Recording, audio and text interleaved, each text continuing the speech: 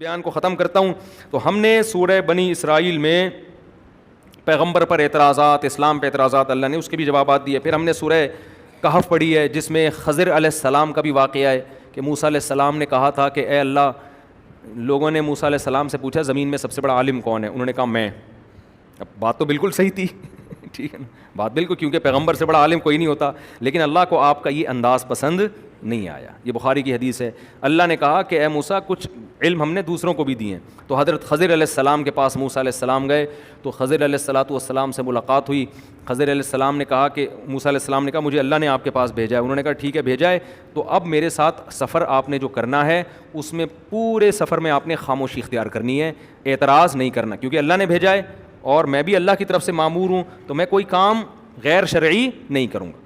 حضرت موسیٰ نے کہا ایگریمنٹ کر لیا، بھائی ٹھیک ہے بھائی ہمارا وعدہ ہے. تو خضر علیہ السلام چلے موسیٰ علیہ السلام کے ساتھ. موسیٰ علیہ السلام کے ساتھ ان کے خادم بھی تھے. تو جب گئے ہیں تو کشتی میں جب بیٹھے ہیں تو کشتی کنارے پہ لگنے والی تھی اور خضر علیہ السلام نے کشتی کا پھٹا پھاڑ دیا، اس کو عیبدار بنا دیا. موسیٰ علیہ السلام نے فوراً بولا اخرقتها لتغرق اهلها، کشتی کو داغدار کر دیا، اس سے تو لوگ مر سکتے تھے. خضر علیہ السلام نے فرمایا الم اقل لک انک لن تستطیع معی صبرا، اے موسیٰ تو میرے ساتھ صبر نہیں کر سکتا، میں نے کہا تھا. حضرت موسیٰ کو ایک دم خیال ہوا بالکل بھائی یہ تو مجھ سے غلطی ہو گئی، اور کہنے لگے کہ مجھ پر زیادہ سختی نہ کریں، اب میں وعدہ کرتا ہوں میں آپ سے سوال نہیں پوچھوں گا. پھر آگے گئے ہیں لقیہ غلامن، ایک نوجوان لڑکا، خضر علیہ السلام نے اس کو قتل کر دیا. اقتلت نفسا زکیۃ بغیر نفس، ایک پاکیزہ معصوم لڑکے کو آپ نے قتل کر دیا. لقد جئت شیئا نکرا، یہ تو بہت بڑی غلطی کی ہے، چھوٹی موٹی ہوتی میں چپ رہتا پھٹا پھاڑ دیا تھا، چلو یار وہ کشتی، بندہ مار دیا، بندہ ہی مار دیا آپ نے.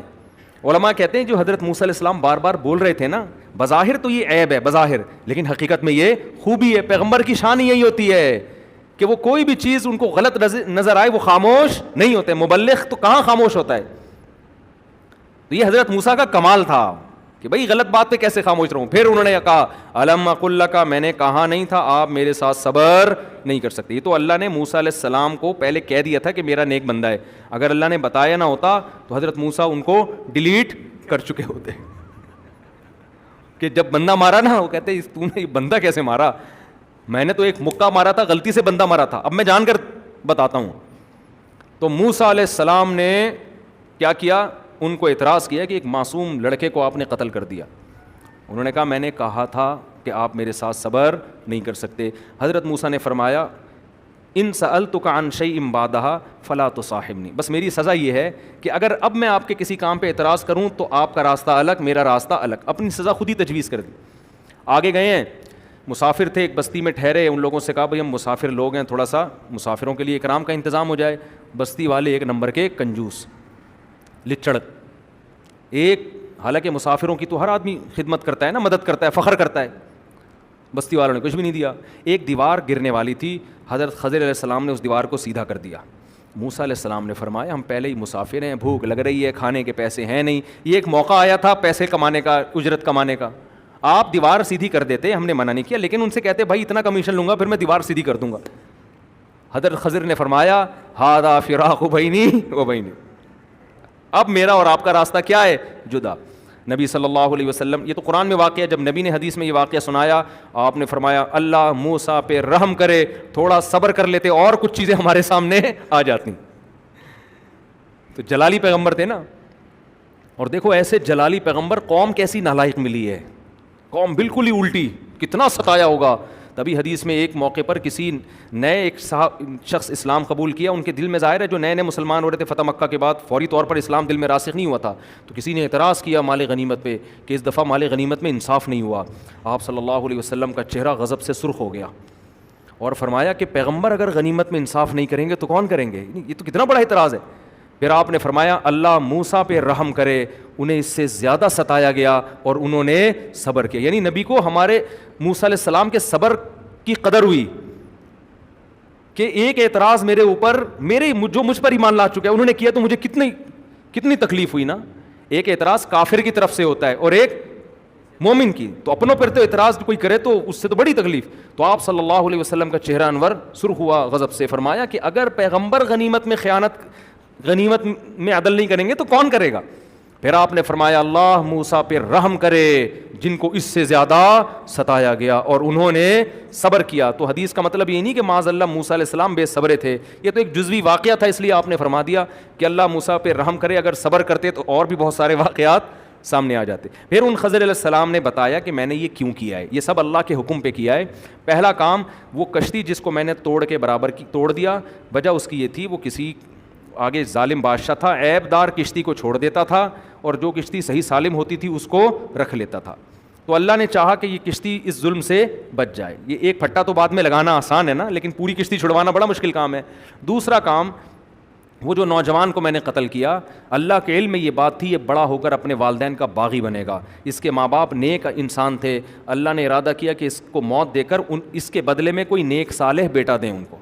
تو اللہ کے حکم پر میں نے اس کو قتل کر دیا. اور تیسرا, جو دیوار تھی اس کے نیچے یتیم بچوں کا خزانہ تھا, اور وکانہ ابوہما صالحا, ان کے والدین نیک صالح تھے.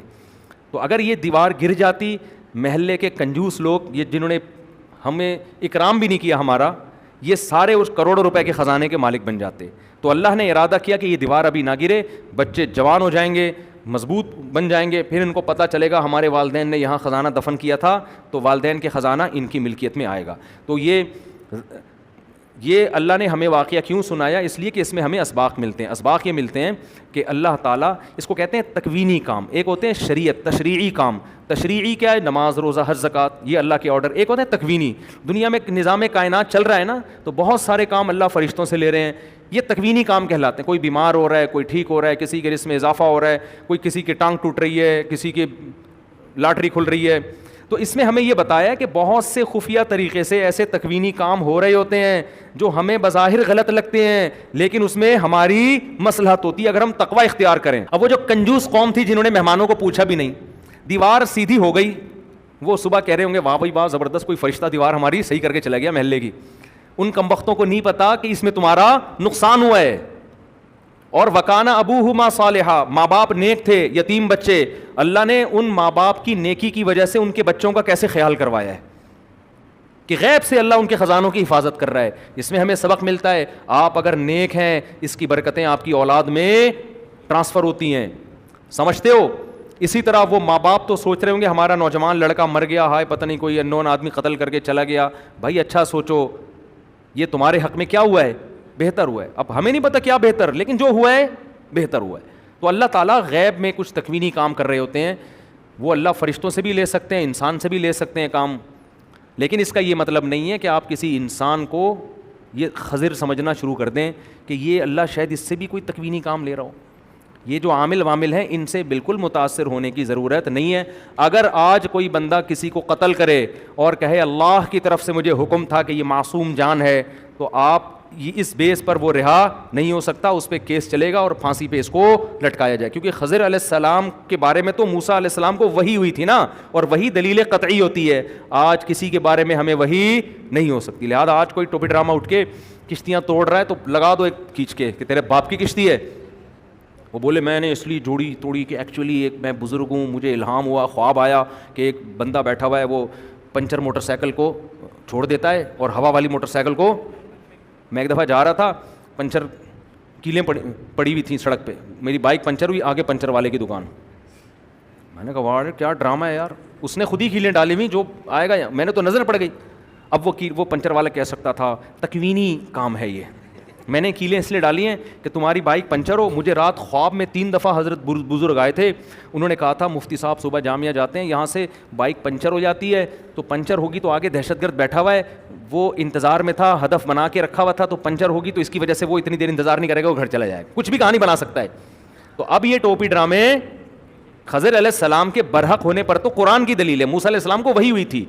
آج کوئی یہ نہیں کر سکتا, کیونکہ خضر علیہ السلام کے نام پہ آج بہت سے لوگ چورن بیچ رہے ہیں بیٹھ کے. یعنی ان کے نام کا مطلب ان کی دلیل دے کے کہ یار وہ بھی تو تکوینی کام کر رہے تھے نا, تو ہم بھی یہ کر رہے ہیں. ہم یعنی ہمارے جتنے الٹے کام ہیں ان میں کوئی راز ہے. راز یہ کیا ہے؟ بہت پہنچے ہوئے بزرگ ہیں بھائی, یہ کچھ بھی الٹا پلٹا کر رہے ہیں, کچھ ہے. روحانی ٹوپی ڈراموں کی آپ باتیں سنیں نا, ایک لفظ بھی سمجھ میں نہیں آئے گا بول کیا رہا ہے. موکل, ایسی ایسی باتیں کریں گے یہ, بس یہ وقت پورا ہو گیا ہے.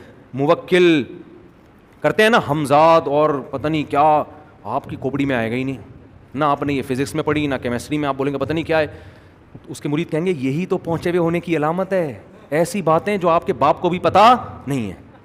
تو اس لیے سیدھا سیدھا ہم اس کے مکلف ہیں, جو غلط کرے گا اس کو سزا ملے گی, جو صحیح کرے گا اس کو جزا ملے گی. بہت دور اندیش نتائج کے ہم مکلف نہیں ہیں. تو 100 دفعہ بھی خواب آ جائے, اب خواب کی بیس پہ آپ کسی کو نقصان نہیں پہنچا سکتے. سمجھتے ہو, دیوار سیدھی کر سکتے ہو, دیوار گرا نہیں سکتے. بندے کو علاج کر کے ٹھیک کر سکتے ہو خواب کی بیس پہ. اب ڈاکٹر صاحب کینسر کا علاج کر رہے تھے, کسی کا ان کو خواب آیا یہ بچہ اللہ کا نافرمان بنے گا, ماں باپ کو ستائے گا, ملک اور قوم کے لیے نقصان کا سبب بنے گا. صبح اٹھ کے انہوں نے زہر کا انجیکشن لگا دیا اس کو, اور کہہ رہے مجھے 3 دن سے مسلسل یہ خواب آ رہا ہے. تو ڈاکٹر صاحب آ جاؤ, گڈی نو سائڈ تے لا دو, گڈی نو سائڈ تے لاؤ, شاباش, کیس چلے گا آپ کے اوپر اور آپ کے بھی اسی قسم کا ٹیکا ٹھوکا جائے گا. تو اس لیے اس واقعے سے کوئی دھوکہ نہ کھائے.